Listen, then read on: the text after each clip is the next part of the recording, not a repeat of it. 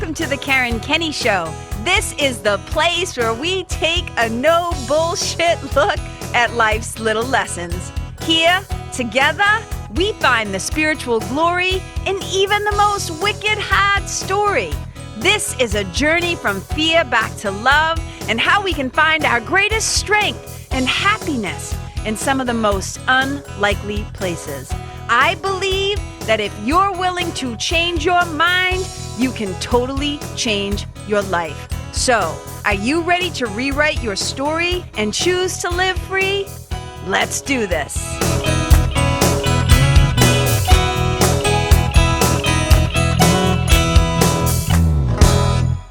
Hey, you guys, welcome to the Karen Kenney Show. I'm so excited.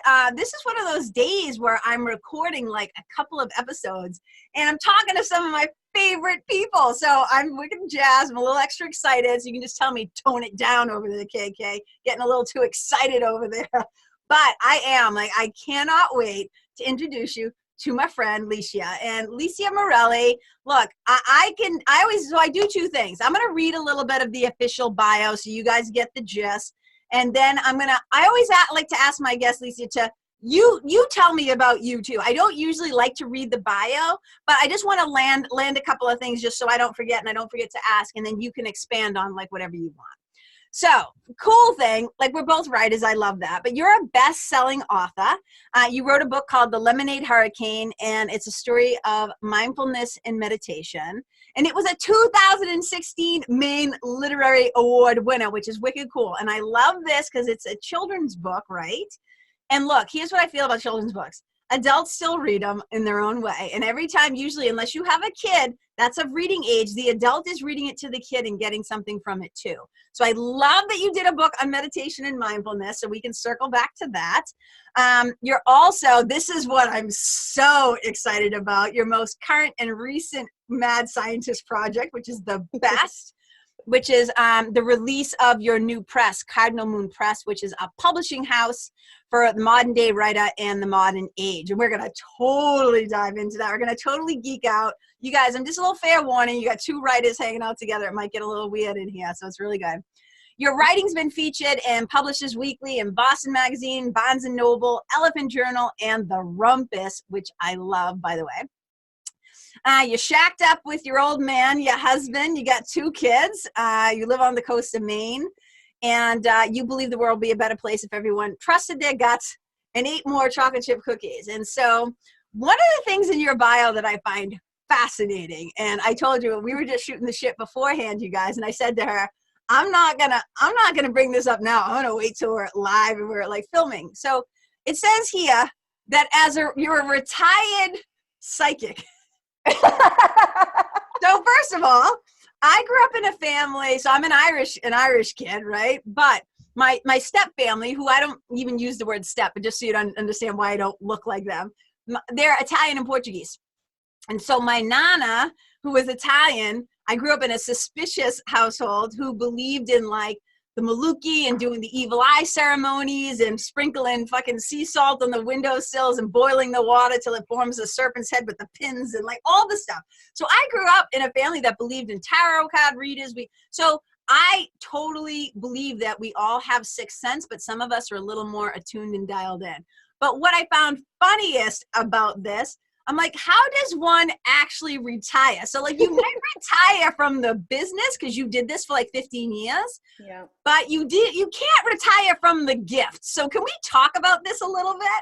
We can. There's a few things, Karen, that we need to actually reconcile. Number one, my mom, her side of the family, all Irish, McAllen. They are the McAllens, all Irish, and then my dad's all Italian. So like you and I, like anytime I meet somebody who's Irish and Italian, we are sort of a special sort of like there is a special kind of thing going on. So I just had to name that, and I love it so much. And so the other thing is that my great-grandmother in Italy, because my grandmother came from Italy when she was 12 to the United States, but my great-grandmother, when they lived in Italy, was the evil eye undoer. Yes, exactly. That's what my nana would do. So my dad would be like, Ma, he'd get on the phone. He'd be like, Ma, I'd like call we both, we lived in Lawrence, but like across the city from each other. He'd be like, Ma, I got a headache. And so the Maluk, for those of you who don't know, so I'm not Italian by blood, just by family influence. So that's why I talk with my hands and I'm like, hey, fuck you, like, bada bing, the whole thing. But I'm an Irish guy. I just have this weird influence. But anyways, but he would be like, Ma, I got a headache. And so what people believe, you guys, the evil eye is when somebody has cast a curse on you, they're jealous of you, or they're not wishing you well, or there's some sort of envy, some weird thing going on. It's like being cursed. And so you had to call the evil eye lady and have her do the ceremony. And then she would tell you when the curse is lifted and the headache goes away. So I love that you also know what I'm talking about right now. Yeah. Amazing. This is amazing. So growing up though, we were not a psychic family. I was the one who made shrines to my deceased relatives in my room and would have conversations with them. And you have to understand, Karen, my dad he was like in corporate America in the math, like accounting side. My mom is a college professor. Both my brothers are in finance. Like I was like the wingnut that was like, so I grew up loving all of this stuff, and then I embarked on this career of. Okay, but so how does one discover? Oh, I'm a psychic. A, I'm a psychic. B, I'm gonna make my living doing this. Like that's a really big. Like, I'm not even going to say leap. I mean, you must have had a strong gift that you were able to do it as I'm assuming your solo business for like 15 years or something? Yeah. So what happened is that like college, there was the tarot card parties before we'd go out to the bars, right? And then there was like after college, at dinner parties, sort of more of the tarot cards. I didn't even know what the tarot cards meant, Karen, because I would get the messages and I'd be like, the sun. And then I would see, because I'm a clairvoyant, I would see something and I would be like, oh, got it. Okay, so here's the information that I am not a tarot card reader. That's like fantastic. I don't know. Just a tool. They were like a tool for you to be able to, like a divination. You were able to like deliver information, right? Gotcha. But what did it for me was I lived in a very haunted house in Longmont, Colorado. So my husband and I lived in this house, and then in the basement, our friend lived with us, and she rented the basement apartment. Okay. For a second there, I was like, no. Is it your friend or like your friend? Was this your friend? We needed help with rent. I just had my son. I'm with you. There was a basement apartment. She lived downstairs, and she was a professional psychic in Colorado. So she was already working as a psychic. She did a whole like program and like all this stuff. So she was the first person where I started taking classes from.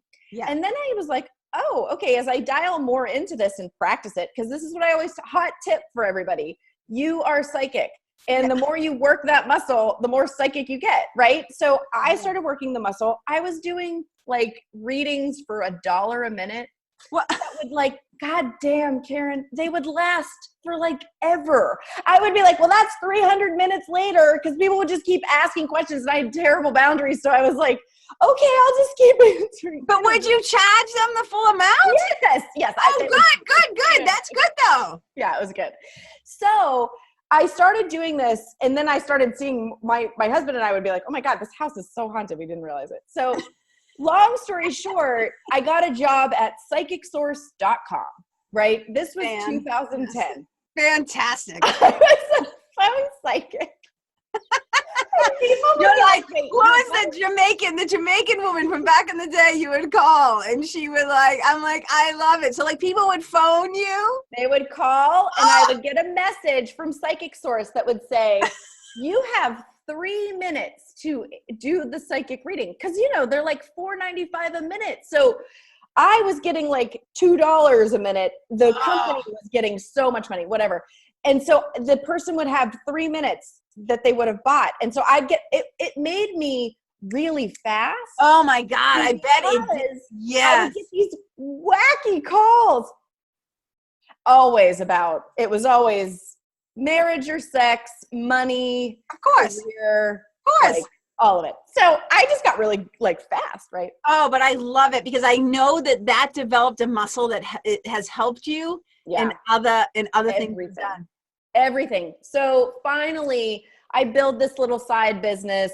I quit psychicsource.com because I will never forget the first time somebody hired me for like a private session from learning about me and my website from, so I start this little business. Then I take Marie Forleo's B School. Oh, yeah.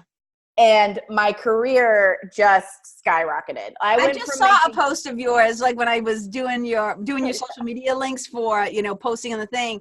And when you go to Facebook and you just type in your name, there's like a B School post from like 2014 or 13 or whatever. And I was just like cracking up because so many of us have done like B School, it's like. So many. And those B School posts were amazing. I used to do psychic readings in B School. I would get like 200 comments. It was awesome. It was back in the day. Yeah. So all right. So go ahead. So I'm like becoming really well known, and I'm hobnobbing with like Colette Baron Reed and Dougal Fraser and Lauren Rainbow and Lauren? I know Lauren. She's amazing. And so I'm like doing all this, things are going well. I go from like $600 extra dollars or $1,000 extra dollars a month to $5,000 or $7,000 extra dollars a month. I'm doing one-on-one sessions. I'm doing all this stuff. And then I get diagnosed with stage 3 cancer in my neck of all places. So like, hi, communication. Oh, you think there's something there in the throat chakra maybe? So all this time I'm doing this, then I get sick and I never take a break. I just like keep going. I keep going.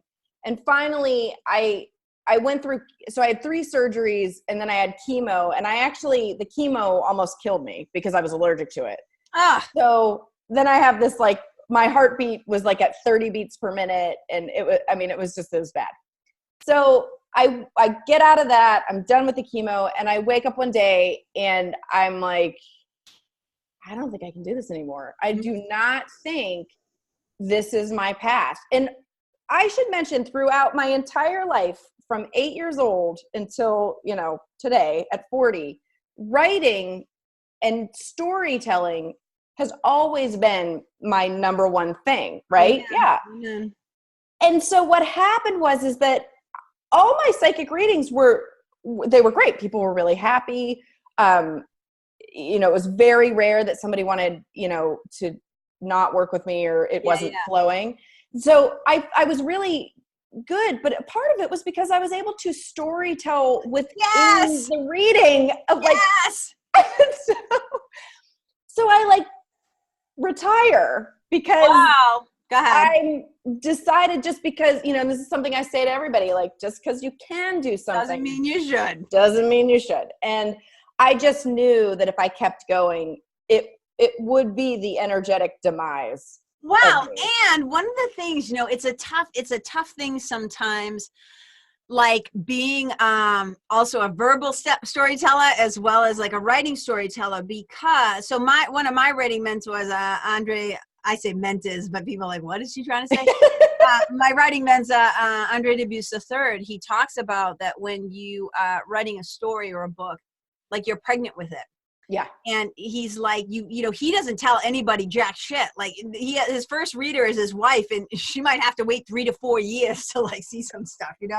So he doesn't share it with anybody. And so he says, and I do believe this, that if you have a story you're trying to write, but you're constantly telling the story, it diffuses the urgency to sit your ass down and get it on the page. Yeah. And I think that sometimes, especially in this day of social media content where everybody thinks they have to fucking post every day, everything, like tell us every little thing all the time. It's like, if you're a writer, that's dangerous because you get the fix. You get the fix by doing a post rather than actually putting it into your project. Yes. The fix. I know. And it's like, oh, I wrote today. And it's like, but is it going towards the thing that is most important to you? And so actually this week's episode that's going to drop, people are going to, it'll have already passed. So for those of you who are watching and listening, today is like June 4th or whatever. So the episode that drops tomorrow And for me, it's all about the ability to simplify. And Hans Hoffman has a beautiful quote that I love where he says, the ability to simplify means to basically, I'm going to paraphrase it, but he says it's basically to get rid of the unnecessary so that the necessary may speak. And what happens is, if you're a writer, there's a necessary story that's waiting to be told. And if you're dicking around over here on Instagram and social media and Facebook, if you're dicking around over here, like doing little things, it's like the urgency gets, it burns off. And it's like, oh, I wrote. And it's like, yeah, but you didn't write for the book today. Right.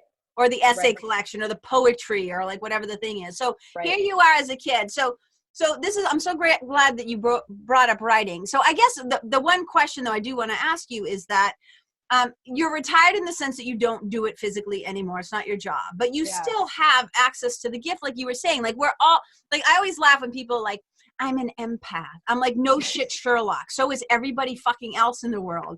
It's just some of us have encouraged and nurtured those things. Yeah. Some of us. So if you were going to give advice, or I know personally, one of my spiritual kids, as I call them, one of my younger female clients, who's one of my spiritual kids, she's really right now stepping into her intuitiveness and learning how to use her gift. So is there anything that you would say to people about learning to trust that muscle or build that muscle? Yeah. So here are my hot tips. Okay. Licia's hot tips. I wish I had a psychic tips. Like, can there be a graphic for that? Yeah, I wish I could. I would be like all these pointing things right now. I'll do it for you. Okay. So the first thing is that identify, are you clairvoyant, meaning you see images? Are you clairaudient, meaning you hear things? Or are you clairsentient, meaning you feel things? And the easiest way, and this is so fun, and you can play a little game, to identify this is think about a couple of things. The first is think about the last time that you thought of a song and then got in your car and the song was on, now it's like satellite radio. Sure. Or whatever, right? That is psychic activity. So then what you think to yourself is, how did I come up with that? Did I hear it? Did I see it, like the name of it? Or did I feel into the fact that I know this song makes me feel like this and I could identify the song, right? That's going to help you kind of figure out what you are. The other thing is think about a time where maybe you haven't talked to a friend in a really long time, and then that day they text you or they call you or they email you out of the blue. Think about how you kind of identified that friend in your mind. Like, did you hear their voice? Did you see a picture of them? Or did you feel their presence around you? And then you get this communication. Yeah. So if you do these things and you identify in these small everyday ways how your psychic ability works, then the next step is trust it when it happens. 100%. 100%. Right? So go ahead. No, you go ahead. I interrupted you. When you're identifying this and you're trusting it, you're going to see it more and more and more. And then it builds and builds and builds. And then the last thing I tell people is it's a language of metaphors that I would always say to people like, okay, I have an image of you climbing a mountain. I do not think you're going to go climb a mountain, Karen. I do not think that. I think you are going to have a steep climb to something new, and then you're sort of listening to your own intuition of like, what does that metaphor mean? Not only to you, but so that you're like an interpreter, right? So those are the three things to look for as you're working with intuition, because it really is something that you can then employ. Like you said earlier, I use it every single day. I bet you do. So many things. Yes. I mean, I think it's so fascinating because so much of what you're saying relates to a spiritual practice, but also to writing. Yeah. So in A Course in Miracles, right? Those of you who know, longtime student, we would call all the clairvoyant, all this stuff in Jesus walking on water, like all the stuff that we sometimes call miraculous, we would call magic, right? We'd call it like the magic of this illusion that we're in. So we all have access to it, which I think is really cool. But one of the things that you keep saying is you're like, notice. You're like think about how did you feel, but really what you're saying is pay fucking attention, right? So it's like, pay attention. And so Henry James has a quote that I love that I keep taped to my other computer, my writing computer, that says, try to be the kind of person upon whom nothing is lost. And that is such good advice for writers. I tell all my writers, like, you guys, you have to pay attention. One of the great ways that we show love is to be present and to pay attention. But also, like what you're saying, is pay attention. How do I hear these things? It happens to me all the time. And I always say to people, I always say I yell at people. I don't. I'm just enthusiastic when I talk, right? You know, Italian Irish kids, you know how it goes. We're constantly using I'm just like, voices. hey, like, yeah. So I always say, like, don't make God your fucking errand boy. Like, that's not his job, right? But I will say to my spiritual team, or I'll just have a question. Like, it'll be so random. I'll just make something up. It'll be like, who first made the recipe for fluffernutter, right? I'll be like, whatever. Where did it come from? I guarantee you, within 24 to 48 hours, I will get the answer through some really random thing. There'll be, I think, a thing, an ad will pop, like, and I laugh, and I'm like, spiritual team is always on it. So when I start to work with people in spiritual mentoring, a lot of times they'll say to me, oh my God, spiritual team on the job. And I'm like, guys, it's not like they're getting better at the gig. You're paying better attention. And they'll be like, oh my God, KK, I'm getting universal signs all the time now. I'm like, no, always. You just weren't paying attention. So true. Right? So true. I used to always tell people, so your guides and angels and whoever's out there helping you out, they're like sitting at the bus stop, bored as hell, because you're not asked. They want to help you. They want to get on the bus. They want to travel to where you are. They want to give you the information, except now they're like, just waiting. I sometimes jokingly say, because do you remember a movie from back, let's see, it must have been like 1985 or 6, called The Lost Boys? Yes. Vampires. Okay, I was obsessed. I'm not gonna lie, I'm still obsessed with that movie. And so I always relate it kind of like, I'm always like, you guys, like, think of it like vampires. They can't come in unless you invite them, right? You got to invite them into the party, you know what I mean? It's like, because they're not going to force upon you. They're not going to take, I'm like, you have to willingly participate in this relationship. Like, that's how it gets done. Okay. That's how it gets done. All right. And so writing is for me, it's the fastest venue. For tapping, and that's the thing, like, I thought it was fascinating because Joan Didion always says, I don't write to, I'm paraphrasing, I don't write to discover what I already think. Right. I write to tap into, like, what do I really think and believe? What do I feel? And so writing is a really good way in to discovery for the self. You know what I mean? And so, all right. So a couple of things I want to talk about here too, to circle back to this, because some people might not know this, which I think it's amazing. So the wonderful Kate Northrup, who, I just had the pleasure at sharing a stage with at Amber Lillystrom's Ignite Your Soul Summit. And you two were sitting behind me in the row behind me the whole time, cackling and giggling like little schoolgirls. It was like the best. I kept turning around like, what are you guys talking about? Because you have like so much fun together. But you were basically like running the empire over there for the last 3 years. So technically, like, I'll let you talk about it. So, and you can just talk about it as much as you want. But how did you and Kate meet, and like how did that happen that you were running the company?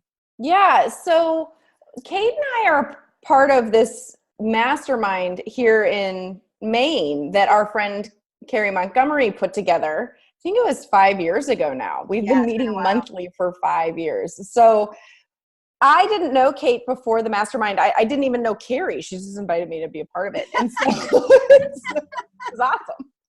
And so again, it's like you say, like, let me meet who I'm going to meet, Yes. So at the time I was doing my psychic business, but when I closed the doors, we had been in the mastermind for about 1.5 years together. And it started where, I started consulting as a copywriter for other companies and for startups. I worked for a bra company for a while and wrote their copy. Oh, I love that. It was so much fun. And then it was a startup, and a traditional startup with venture capital and all of that. And then I was, copywriting some for Kate. And what happened is that over time, she needed what was to be a community manager for her membership group that she was starting. And so she called me and thought of me and was like, I'd love you to do this. Well, within the first 2 months, we realized like there was so much more I could be doing. And so where did you get that skill set from to be able to run the online empire though? Like, did she just see things in you, or like had you gathered some skills? I mean,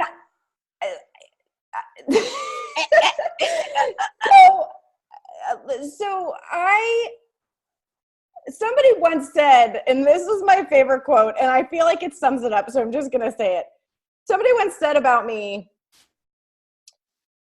what Licia doesn't know about marketing and business doesn't need to be known. Okay, but so what happened was I have gathered, Karen, since like after college, I have gathered experiences from all kinds of business ventures, nonprofit management, sales management, marketing, and okay, so you stuck around long enough to be dangerous. Like you extracted what you needed. Yeah. This is how we know, like I always say to people, like the squiggly path, like you never know. Like you think like, oh, I worked here for like 6 months or a year, and what the fuck, and your family just thinks that you're you're just irresponsible and you don't know what you're doing, because there's a divine plan where you're actually gathering, you're walking around going, I'll take that screwdriver. Oh, I want those needle nose pliers. And we may not know what we're doing at the time. Right. But all the dots are going to connect eventually. Yeah. They're all going to connect eventually. And they did in this job. It was obvious within the first few months. Like, I'll never forget it. Kate, Mike, and I were sitting in their living room, and I had spelled out like a whole strategic plan, and we were talking about the structure of things, and Kate was like, well, we just need somebody to run the company. And Mike was like, well, it should be Licia. And that's how it was born. And so they were here, right? They were the visionaries. And then I was the day-to-day decision-making, operations, get shit done, And so what was born of that was her membership origin. And it was such a beautiful thing to be a part of, because we built it soup to nuts, and we designed it, and created pathways in the company for other monetary influences and things. And then the second part of that was that she wrote Do Less while I was managing everything. So I was able to kind of, help with that part of things. So it really was 3 amazing years of putting every experience I've ever had within industries to one job. And it really showed me a lot about what I know. Yes. Okay. I'm sorry. I get so excited. But what I love most about that is it starts to show you what you know. And then it's like, oh, I've got this other assignment now, this divine call, right? In Course in Miracles, we call it the individual curriculum. Yes. And now the good news is, Kate, I love you. That's how you and I met. Is Kate invited me to go to one of her origin events last year. Yeah. And so I think it was last year. Yeah. And so that's how you and I met. And I was like, oh, fellow writer, poet, you got up and did a little poetry welcome. And I was like, oh, interesting. So cool. That's how you and I became aware of each other.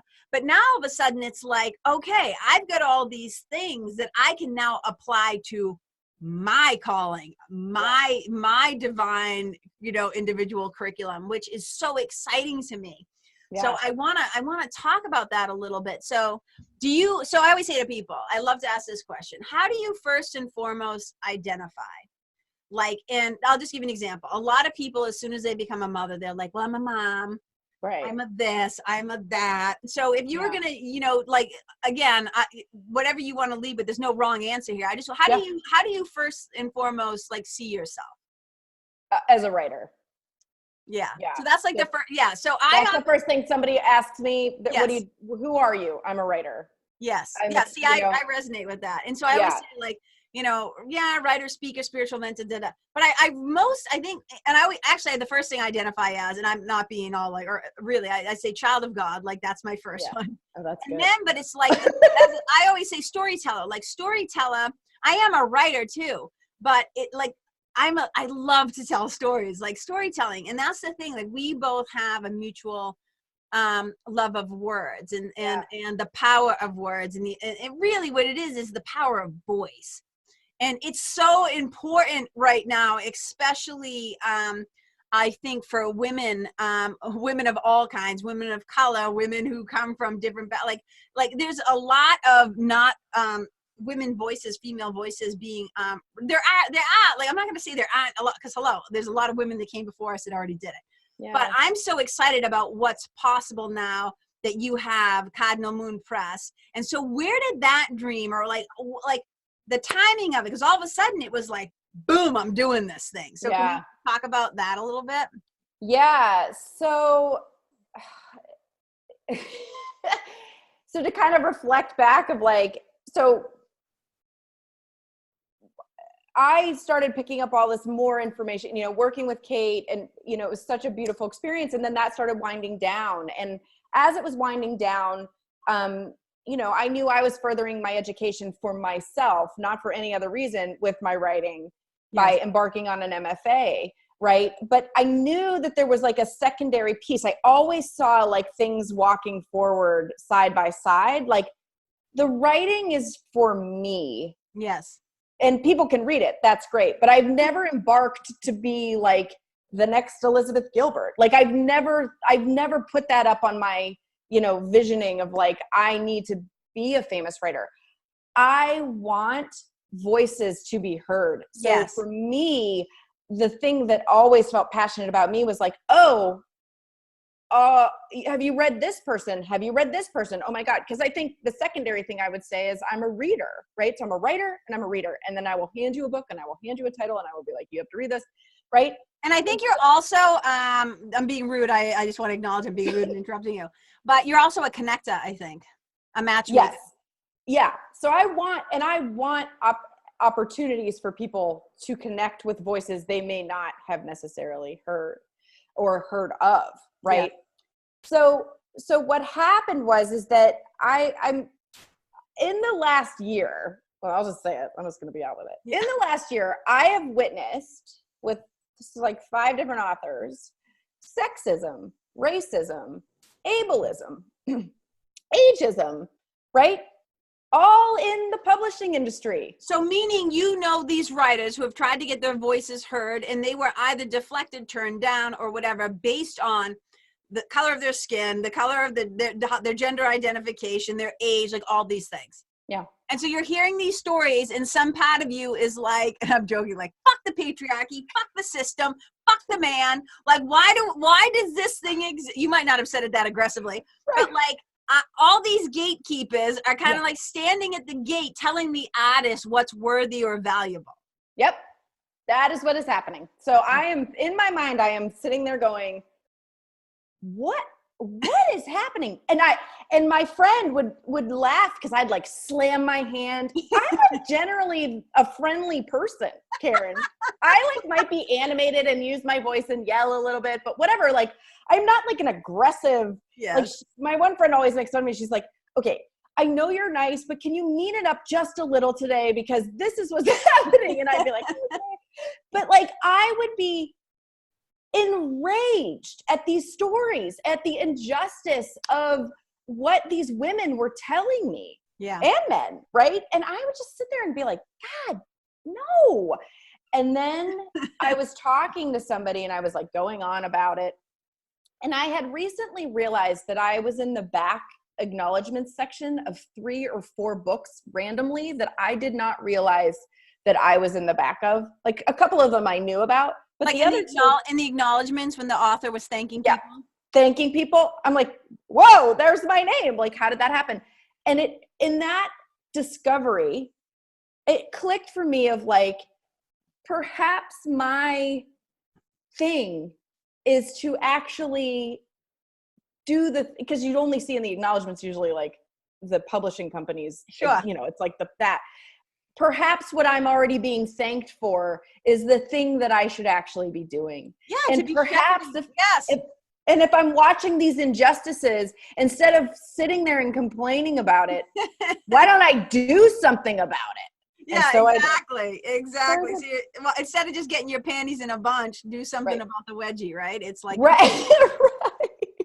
it's like you can keep bitching about it, or you can be the solution or part of the solution. Yeah. And so and that was how Cardinal Moon Press was born. And there were some things that were really important to me. And the one was, you know, an inclusive nature of, I want writers that don't conform to, you know, I'm a writer that has to get up at 5:30 in the morning to write. I can't just like sit all day and write at my computer. I don't get. Because you have kids and you have things to take care of. And I have jobs, you know, like I have like things I have to take care of, right? And so I think that's the thing, is that the business side of writing takes up my day and also my family. And so I have to get up. I can't have a leisurely, like, Hemingway life of like drinking my whiskey and typing away starting at 7 a.m. Like, that's not going to work for me. And so like I started thinking about all the writers I know, and many of us do not write as our main vocation. We write, we fit the writing in, we have our work that we're working on. And so I started thinking about, like, who is this person? And so I just wanted it to be, you know, inclusive of, like, I wanted a publishing company that was inclusive and diverse in their voices, and that was not sexist, racist, ableist, ageist, or any of, or classist. That's the other big one, the classist. Yeah, so this is what I'm curious about, right? Because I understand, obviously, I've been around the business for a long time too, and it's like watching all the different ways, right? Self-publishing, like the Hay House, like spend, you know, what's their I can't believe I forgot the name of it. What's the offshoot of them that's not Hay House, but it's the other one where you can... Oh, they're self-publishing? Yeah, it's Balboa. Called, yeah, Balboa Press. So there's Balboa Press, which is like, whatever. There's so many, and then there's traditional, which used to be the big six, the big five, now it's the big four. Yeah. The big four traditional publishing houses, right? So there's lots of different ways to do this. And so we know usually in traditional, old school, big four traditional publishing houses, this is where an agent comes in, right? So then there's that whole other piece of, like, you know, sometimes they want a full manuscript, sometimes they want to see, you know, a draft, sometimes they want to see a little clip of it or a taste of it, whatever. And so what you're doing, because I want people at home who, like, somebody's listening right now and getting excited because they're like, oh my God, this sounds like an amazing press, and like, what's a person got to do? I've got a story. And I'm in the business of, like, in spiritual mentoring, your story to your glory is helping people to transform their stories. So I end up working with a lot of writers. Yeah. But so there's somebody at home who's getting excited. So when you talk about, like, you're a modern, a publishing house for the modern writer in the modern age. Yeah. So are there no agents involved? How are you doing the editing piece? Like, what does it look like? So I essentially am setting it up like publishers used to do it, right? So you pitch me your book, right? You go through the proposal process. Maybe you email me first and you say, I have a book. And then I say, we don't publish that type of book, or we do, right? Yes. Like, this is the proposal. And can you tell us, sorry, again, I'm going to keep asking you a lot of questions. What a lot of times an agent, I'm not talking about publishing house, but an agent will say, these are the kind of stories that I represent. This is the work that I'm looking for. So can you tell us what Cardinal Moon Press represents? So we represent what I like to call nonfiction, but it can be self-help, but also, you know, if somebody has a book that they're writing about the environment, I want to know about that too. Like, so it covers both of, like, it's more literary self-help. I want a lot of data and a lot of life experience in that thing, like, rather than just like, I made up this philosophy, right? It's data-driven, experiential kind of stuff. But is there any memoir in there? I'm curious. I mean, I love a memoir. I would love to publish a memoir. So if people want to bring me their memoir, it's funny because I feel, I'll just name it, like, it's like memoir to me is, I just think it's the most magnificent genre. Yeah, of course. Us memoir writer, like, I'm like, hey, me too. No shit, I'm a memoir writer, right? Right. It feels very like, ooh, you know. So yes, I would absolutely, that would fall under the nonfiction. Okay. So, you know, self-help, you know, like, I'm reading The Uninhabitable Earth right now. Like, that's amazing. Also memoir. Great. Yes. Poetry? And also poetry. Yeah. And that's the other one. Poetry. Yeah. Well, so you're Great Loves, like, you're Great Loves, right? Great Loves. So you're not a publishing house for fiction writers. No, because there's so many publishing houses that do fiction so well that I really want to hone in to the things that I know I can do really well. And so I'll leave the fiction to the people that.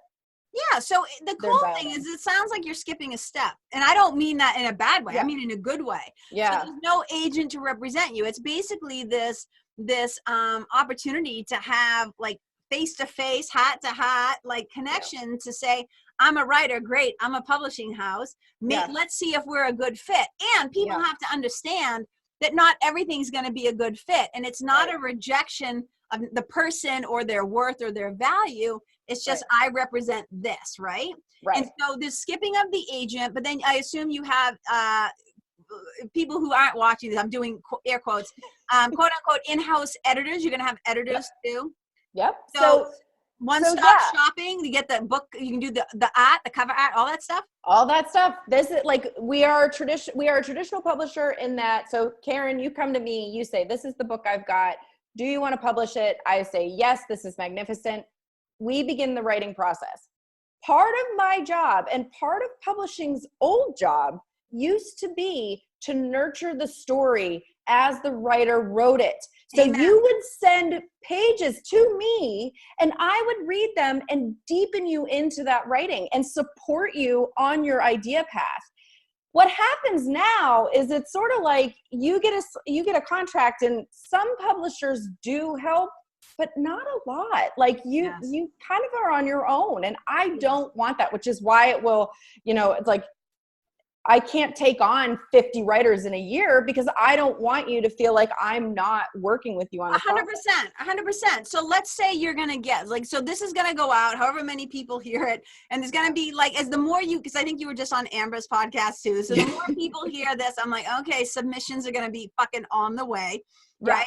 So how many projects a year or manuscripts a year are you thinking your company, your publishing house can take on? So the initial amount, I'm looking at 3 to 5 a year. So it's not huge. I would love to scale that over time. Sure. But I think because of what I want to do, and because it's something where, the other piece to it is that I want to be able to help the writers promote their book. I want to get you introduced to podcasts. I want you to succeed with your book. Like, if I get one more author telling me that they're not getting supported as their book comes out in the world, it breaks my heart because yes, I understand that there's maybe not enough resources or maybe not enough people for all the books that are coming out in the world all the time. But as a publisher, that's one of my tenets is that number one, I want the writer to be writing about the story they want to write. Yes. Not what the market deems popular. I use the example of Moby Dick every time. Like if Herman had come to his publisher and said, I got this story, it's about a whale. And the publisher was like, sorry, we're really into vampires this year. Could you change it to a vampire? Like, no, people, the people have spoken. And that's where like the psychic hits come in of like, what hit you about this story what's necessary, right? And then my job is to really fine tune that with you and help you dig into it deeper and deeper. All right, there's so many interesting layers here. So and for the folks at home who are listening, I hope especially the writers, and I'm gonna do a little when I actually promote this, I'm gonna be like, writers, pay attention. because I think like some people do their podcasts and they're thinking like, what's the value I can just, leave for my readers? And I don't just be like, I'm not a person who I call it like prescriptive memoir where I'm going to tell a story and then I'm going to tell you what you should have learned from that story, right? Yeah. I'm like, just fucking pay attention and take notes. Like you'll glean what you need to know from this. So I don't want to have to keep doing like what she's saying right now is this. So I'm like, I just let my listeners listen and they're going to take away what they're supposed to take away. But so one of the things that I'm hearing that I find fascinating is that so most writers, I'm not saying all, but most writers are hardcore introverts. Okay, they like to be alone. They like we both laughed about the fact that we had makeup. Like I got to do a video. Like I got to brush my hair and like do shit because we're like I'm like sitting in a weird little closet right now, and that makes me happy. Like being alone with books and words like totally makes me happy. So Then now the task is, well, now not only do you have to be a brilliant writer and like get all this stuff down, then you have to build your platform. Then you have to know how to market. Then you have to figure out like where I'm going to do my book tour and like, oh my God, did I build enough relationships with the booksellers? And how do I do all that? So more and more and more and more writers, the impetus is being put on them to not only write the book, but to market the book. And it's a shame because and that's why I think a lot of people are turning towards self-publishing, which can be amazing in that you mostly, once you pay the edit, for the love of God, hear me loud and clear. If you self-publish, get a fucking editor. Yeah. Not your brother-in-law, not your sister. Hire a professional editor, hire somebody to actually do, and you can talk about this. I see you shaking your head. Like she's over there like on fire, like, Yes, so, the like, editors. get somebody so you want to talk about that a little bit? Editors, here's the God's honest truth. And some of the writers out there might disagree with me, but I listen to mostly 80% of what any editor tells me to fix, change, or redo. That is their job. That is their craft. That is their art. And you don't want to put a book out there if you're self-publishing that has mistakes in it or incongruency. Any reader is going to get that and be like, nope. I 100%. And my sweetie will be like, once there's like too many typos, he'll be like, nope. Because he's like, they didn't care enough to check it. Yeah. So what's the quality? You know what I mean? So look, I'm just telling you, writers, if you want to self-publish, just do it right. And one of the gifts of self-publishing is you get to keep most of the money. What people don't realize in traditional publishing is that a book sells for $24.99 hardcover, and the author gets like $1 a book. Yeah. Right. So there's and so I'm just saying, for those of you who are at home, like, so you're like this beautiful blend. Like you answer the need, and that's part of your skill set, is that you were able to listen, generously listen, to hear what was missing. What's missing from this scenario, right? Yeah. And it's like, okay, because most writers don't want to have to do the marketing. I'm lucky enough that I tell people I'm an introvert, nobody believes me. And then one of my coaches once said to me, I think actually you're an ambivert, which means you are both. You have a little bit of both. And because I used to say I'm an introvert who makes herself do extroverted things, which is true though, because as soon as the crowd experience is done, I can't wait to get the fuck out of there. Like I just want to go back to being alone in my room, you know? So I make myself come out and do these things, and I can enjoy it. And then I've had enough, and then I need to go back. So I guess what I'm saying is, if you naturally don't like to speak, or to talk about yourself, or to talk about like, it's so hard to ask a writer to do all the flashy stuff. Right. And it is a collaboration, you know, like if I book you on a podcast, I do expect you to have some talking points, but I will help you with those. No, you just sit there. You're like a little puppet. Like you'd be like, they'll have like a little you'll like be whispering to them like what they should say. No, of course, that's the thing is there's no getting away from that. No. You know, the way that the world is moving is online. It is video. It is having to do appearances. It is showing up in bookstores. It is. I remember Wally Lamb. Do you know who Wally Lamb is? Yes. Yeah. I love Wally, and I love the work. He's come undone. Yeah, he's amazing. He's amazing. So he tells this great story. I got to meet him and talk with him for a while, and he was telling me this story about how he had a book signing. Like this was like before, and I think he was still a little like famous at the time. But you know, Costco used to like sell books in bulk, right? Yeah. So he had a little table at Costco, like near the mayonnaise and the toilet paper or whatever. Amazing. And I'm like, Wally Lamb is sitting in a Costco, and like nobody shows up. I'm like, what is happening? And he's like, but like you gotta go out and like do the things. Like you gotta do it. You still have to do it. But I think for people who are introverted and ambiverted, like I think I'm also that. I'm both, right? Because there are times where I can not talk to anybody for a while and I'm totally happy. But I think what the part of it is the sales part of like pitching yourself. It's not actually showing up for the interview and talking about your craft or talking about your work. It's actually the pitch. And for me, I'm like, people want to get emails from the publisher anyway. So why not have me be the pitch person of like, I love it hey, so much. yeah. I'm so excited. I think it's a beautiful blend, and I think it's a really powerful solution to what's been, missing in the writing world. And so, do you have or of the 3 to the 5, have you already accepted, how many slots are like available? So for the interest. So I have 2 authors, that are slotted, and then I'm pacing, because the other thing is, and this is what I want everyone to hear really clearly, books, like Andre says, right? Books, you're birthing this thing.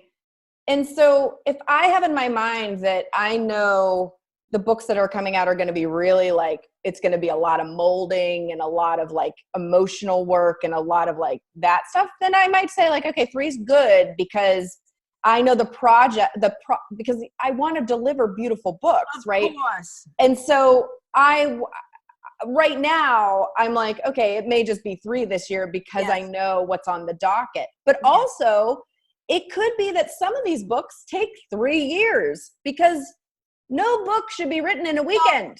Yes, I always raise my hand because I get like I'm so over the bullshit stuff of write a book in a weekend, write your book in 6 weeks, right? I'm like, yes, I want writers to hear what I'm saying right now. Yeah. If you're writing a how-to step-by-step, build your brand, figure out your avatar, there's certain books, like I always say, so my business coach, Bill Barron, was asking me about my writing. And he said, KK, there's a book and the book. A book might be a 40-page thing that you put together to talk about whatever, right? Like how to get over like whatever. And he's like, then there's the book. I'm like, I don't know about you guys, but I'm writing the book. Yeah. And I've been doing this for like, I'm not kidding, like 20 years, right? Yeah. It's been like research and gathering. Writing a book, unless it is just prescriptive or a quick shot or whatever. Yeah, like you're saying, these things might take like 3 years. So which leads me to another question. Yeah. Do you want to handhold and have you were talking about the molding part of it. Yeah. Would you ever consider taking a manuscript that's complete, that you did not babysit or a handhold, and I don't mean that in a negative way, like that you didn't help to doula or whatever birth into the world? I would love a completed manuscript. I feel like that would be amazing, and I think here's the thing, Karen, I think even with a completed manuscript, there are still layers, like unless that person has already revision. Had all done the revisions and like they can show me the process they've gone through, and like there's still like it's completed and now it's time for reading. And the reading is so important because that's where, as a reader, I can look and say, this section is really powerful. Like, you might want to unpack this because it aligns later at the end of the book. Yeah, kick open the door. And so I think, like, even if it is done, there's still going to be a process. The first draft might be done. But I'm just trying to get really clear about the vision for Cardinal Moon Press, because I've been dying to have this conversation. Yeah. I'm kind of geeking out. I'm really excited about it. So here's a question you may or may not want to answer. So I always give people, I'm going to ask the question, you get to say yes or no. Yeah. So I'm just sitting here also as an entrepreneur, as a business person going, so how are you, let's say you got these 3 authors or whatever it is, 3 to 5 books, and they're taking a year to write it. They're taking whatever. How is Licia paying her fucking mortgage? Like, how are you paying the bills on this? You got some side hustles going on? Yeah, this is an excellent question, Karen. So this is something I had to really reconcile. I had to think about, like, okay, so what is another issue that publishing houses are having? Yes. So like, they have to take on all these writers because they need to make money and la, la, la, la. And usually, let's say, this is the big kahuna, right? So Stephen King's one of my guys. Yeah. He is basically helping that publishing house, like, fund a lot of the other writers, right? Exactly. So he's keeping the lights on in some places. That's what I'm saying. Oh my God, all the publishers of the world are going to be like, we don't like this girl.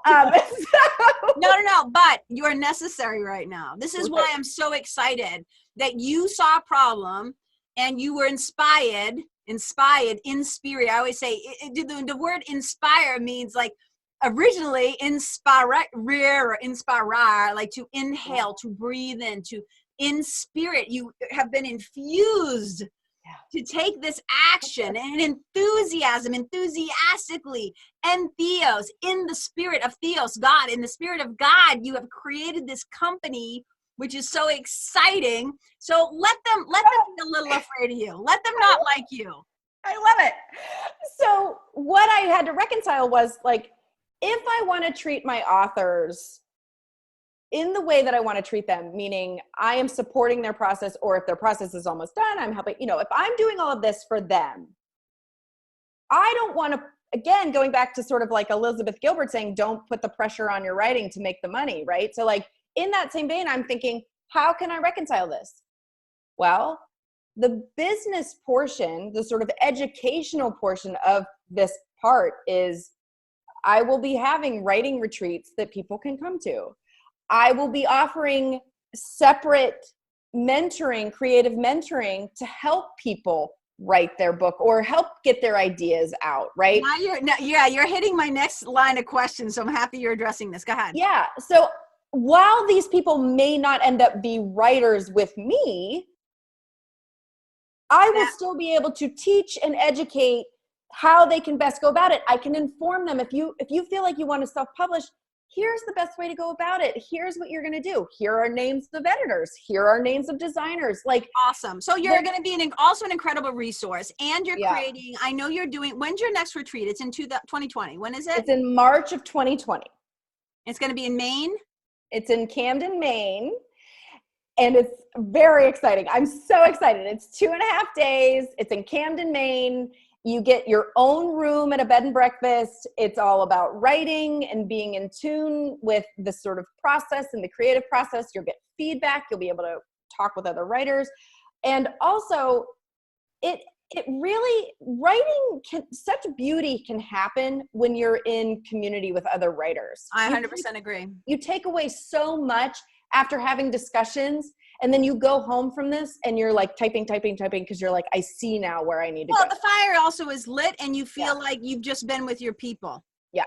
And so that's very inspirational. So 2 things off of that is tell them how, because I know you have a newsletter that goes out, and that's how they can find out about when you're having these retreats. So you do you're always like, the moon, poetry, writing, the rituals, whatever. So tell them how they get on the list to know more about how to sign up for that. Well, they can go directly to cardinalmoonpress.com, and you can either sign up at the bottom of the page. You can sign up to join the newsletter directly, or you can just contact me and let me know you'd like to be added to the list. And and all your information will be on the podcast page where how to get, social media, DM her or whatever. But you guys, cardinalmoonpress.com, no brainer. If when she was talking about that, some little something in you bubbled up, and it's like, oh, yes, you go hit the button, fucking fill out the form, just do it. Okay. Writers, I always say at some point you just have to claim, I'm a writer. You just have to claim it, even if everybody else thinks you're crazy, even if it doesn't make sense to anybody else. You just have to step into that I'm a writer. So you're going to be having these, and I love that you're going to be having these resources, because one of the things I was like laughing about, and I mean this, I'm kind of like, I mean this, but I kind of don't mean it, but I do, but I don't. It's like one of these things. So like, I'm laughing because I literally, a few months ago, I committed to this 2-year program with Pam Houston and stuff. And you know about this, Pam Houston, Samantha Dunn, and Joshua Moore. And it's wicked exciting. And the way that it's designed is like, we have 4 different retreats over the 2 years. It's designed to get the draft done. For those of us, so each time we have a retreat, you have to show up with more pages. But part of it is the community, which is really important to go on this journey, having other people hear your manuscript, and as it's developed, that hand holding that we're talking about. But it's also like feet to the fire accountability, knowing you better show up with those pages. You paid the money, like you're doing this thing. But one of the things that happens is at the very last retreat, there's going to be agents and editors there who have already like read your manuscript. And if I do it right, meaning if I get my ass in gear and I finish my first draft soon, I can start to use the second year for revision. Yeah. And I was just like, okay, so there's a chance that maybe there's an editor or an agent who gets excited about my thing. But then all of a sudden it drops in my lap that my friend Licia's like doing this thing. And I just sat laughing. I'm like, I don't know, Licia, I might be knocking on your door. I would love it. In a couple of years saying, hey, you want to give my manuscript a little gander. But I was like, I didn't know if you were doing those services. So I'm really excited for people who maybe are already involved in other things to find out that you're going to be offering some of the other things you were mentioning.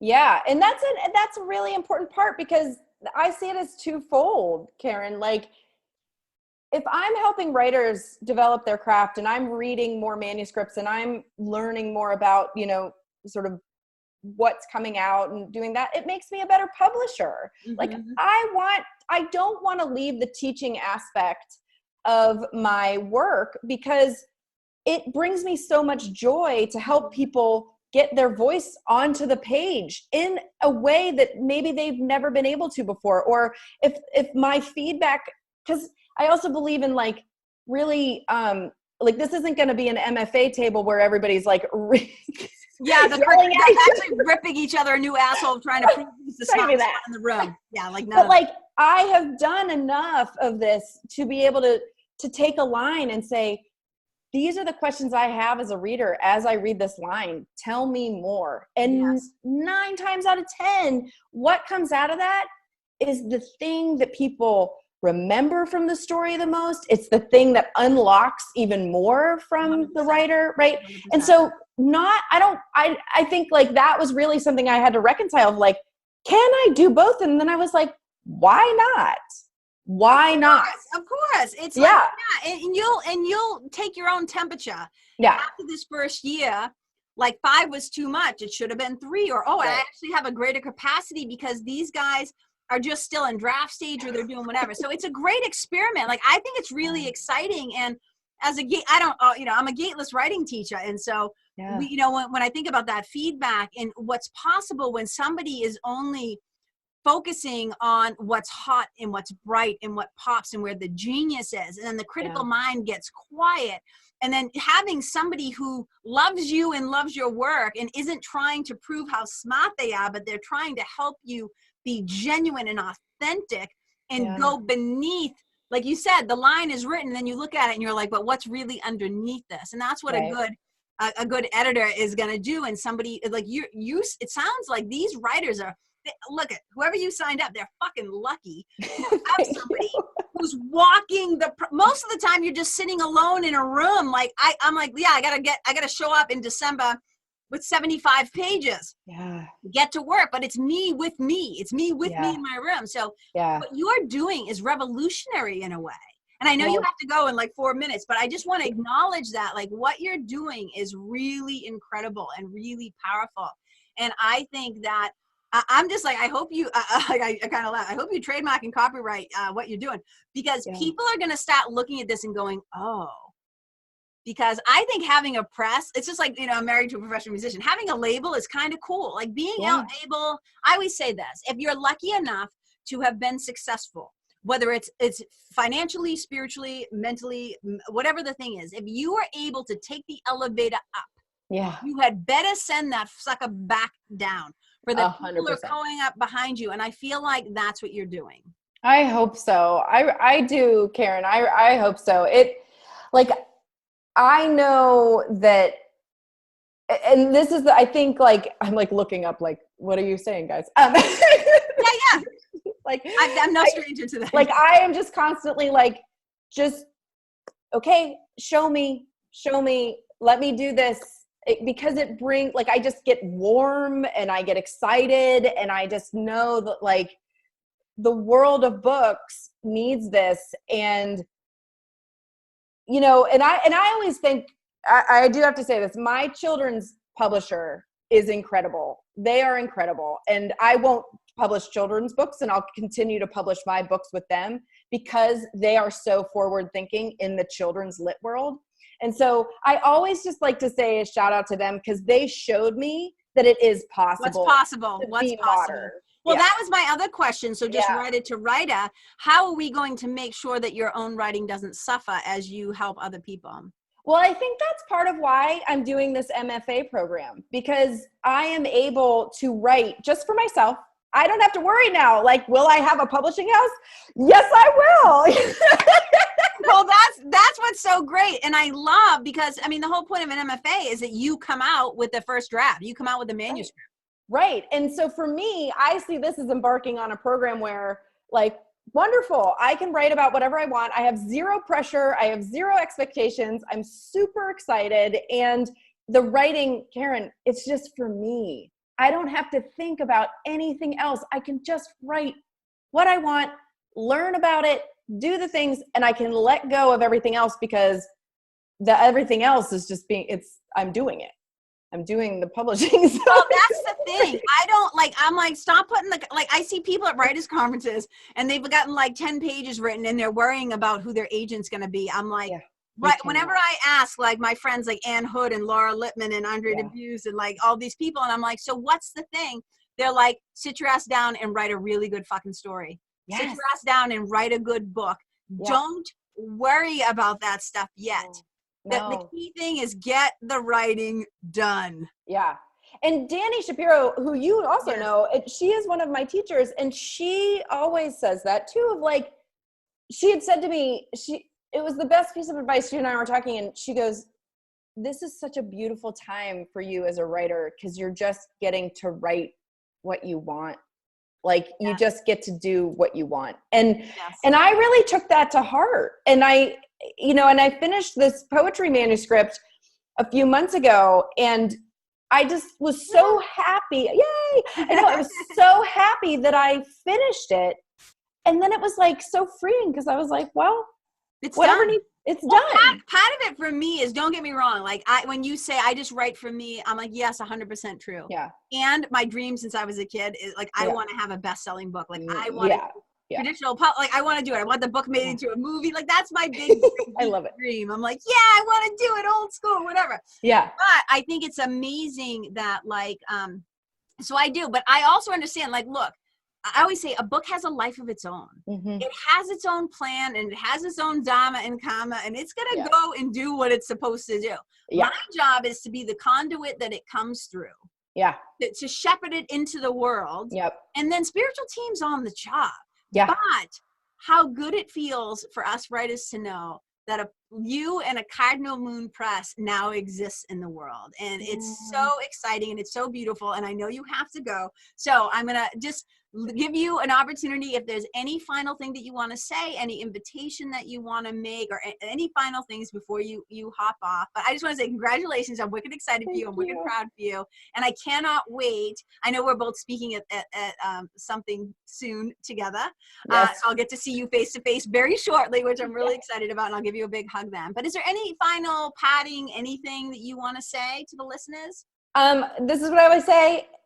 Reach out, sign up for the newsletter list. The newsletter list is where it's at. It's where everything happens. Like, I am on Instagram at Licia Morelli. You can follow me there. But like, if you really want to get in touch and to interact with me, email. Like, I'm a writer, guys. I love to write a letter. Right? Karen's gotten emails from me. She knows. Like, I take my time. That's how you and I tend to communicate. Right. Like, we write to each other. Yeah. Contact me over at cardinalmoonpress.com and let's start the conversation. And I think that, Karen, I just want to say to you how grateful I am to be here today. Like, talking with you just has solidified so much in my heart today. I'm really, really grateful for this invitation. I'm really grateful to be here. You have just such a way of infusing so much goodness into an idea and to just like help us all move forward with like total confidence. So thank you. I think what it is, you're so welcome, and it is my pleasure. And I just feel like, when the divine is calling, we have to say yes. And it's easier to say yes when other people believe in us. And I know who walks beside you on this way that you have chosen. So I want to cheerlead that and support that, as I try to do with all my brilliant and creative genius friends. And especially this, like writing, like you and I are talked about, like how writers are a particular breed, and we need each other. Like we need to like hang out with other writers or you get weird. And I tend to spend a lot of time in like the coaching like world, and I'm just like, so like once a year I make sure I go away to like an 8-day writing like I gotta go be with my people, you know, get fresh. So now we have each other too. So I'm really excited about what's happening and what's possible and what it means, and the fact that you're doing it here on the East Coast, like close to me, like you know. So if you need support, you need some cheerleading, you just call me, sister. I've got your back, because I believe in you and I believe in what you're doing, and I know the power of books to change lives, and so I'm behind it, and I love it. So thank you for saying yes and being brave enough to do it. Thank you. Thank you. All right, you guys, thank you so much for tuning in. Look, I love you. I see you. I celebrate you. Wherever you go, may you be a blessing. Leave the people, the places better than how you found them. And thank you so much, Licia, for being here. I appreciate you. Thanks, Karen. Okay, bye. Bye. Hey, you guys, thank you so much for tuning in to this episode of the Karen Kenney Show. I super duper appreciate your time, friendship, and support. And look, if something that I shared from my heart today somehow landed in yours, I'd love to hear about it. So please tag me on Facebook or Instagram or IG stories or wherever the cool kids are hanging out these days, and let me know what your favorite part was or what you found most helpful. You can find me over at Karen Kenney Live. That's Karen, KenneYlive.